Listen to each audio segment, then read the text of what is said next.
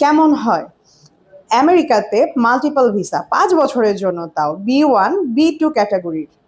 জি হ্যাঁ, আপনি অ্যাপ্লাই করতে পারছেন বা প্রসেস করতে পারছেন মাল্টিপল ভিসার জন্য।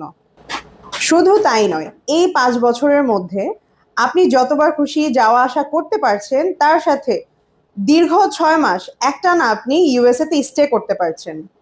ট্যুরিস্ট হোক, ভিজিট ভিসা হোক, বিজনেস কনফারেন্স হোক, তার সাথে মেডিকেল ট্যুরিজমও। যে কোনো পারপাসেই হোক, আপনি একের অধিক ভিজিট করতে পারছেন এক ভিসাতে।